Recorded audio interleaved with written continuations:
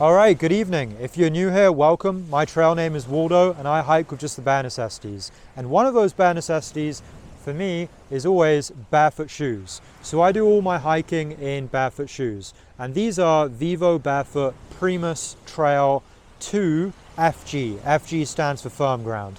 And this is of course an old pair, it has a hole in it. The tread is kind of gone on the bottom. And this is a brand new pair. I hiked with this pair of shoes on the Arizona Trail, which is about 800 miles, and I'm about to start the Continental Divide Trail with these shoes. So if you're curious about that, please do subscribe to the channel. I'm going to have a video for every single day on the Continental Divide Trail, and I'll be wearing these shoes, as I just said. But yeah, I've hiked about 3,000 miles so far in this type of shoe. And so I definitely have a lot of experience in what these shoes are like for hiking, and I can say that I definitely recommend them. I'm not planning to switch to any other type of shoe anytime soon unless I have to. One of the things I like about them is that they dry really quickly when they get wet. So if it's raining, they'll dry quickly, and if you're walking through rivers or streams or whatever, they'll dry fairly quickly.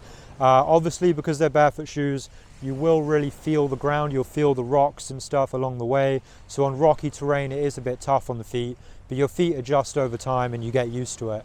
I would definitely say before you go out on long distance hikes with these, you should wear them around town a lot, especially if you've never worn barefoot shoes before, because it actually causes you to kind of use different muscles in your legs, like your calf muscles end up being used in a different way. I think they get stretched out more. And so you might get sore calves if you haven't worn them a lot. And obviously the bottom of the feet will feel a bit tough as well. Yeah, so I made it 800 miles in a single pair on the Arizona Trail. So the tread is gone and they're getting a little bit thin right here. So eventually they will get a hole in these. I've worn Vivobarefoot shoes to the point where I get a hole in them and I just keep hiking until I get the hole and then I replace them. And that's just to get, maximum use out of them. For me, I find that takes like 1,000 miles. But yeah, you might prefer to switch them out sooner than that because you really start to feel the rocks when you're starting to get a hole through the shoe. And obviously also this mesh is really good. It's really breathable. So when it's hot and your feet are sweaty, it's good in terms of breathability. But it also means that you often end up with a hole on the side. That usually takes quite a while until you get that hole. The problem with the hole is it just means that some little stones and stuff or dirt can get through the side, but I don't find that to be that much of an issue, honestly. It doesn't bother me that much. So yeah, I can definitely say I recommend these shoes for hiking. I've done about 3,000 miles, so Pacific Northwest Trail. I've done lots of hiking around Vancouver, BC, like the Sunshine Coast Trail. I've hiked in the UK, like the Coast to Coast, the Pennine Way, the South Downs Way. Obviously, I just mentioned I did the Arizona Trail, and I'm going to be doing the Continental Divide Trail. So definitely have a lot of experience in these shoes. And yeah, I would definitely recommend them. And the key points are they dry quickly, tough on the feet, but you'll get used to it. I find them just super comfortable. I like how flexible and just it feels great to walk in these shoes, honestly.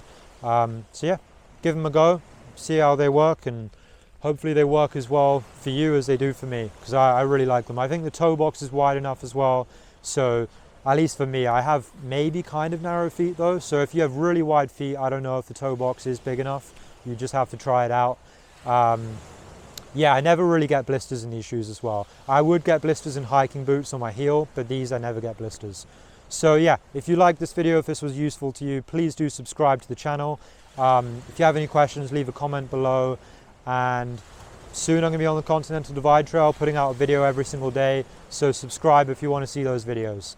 And see you guys in the next video.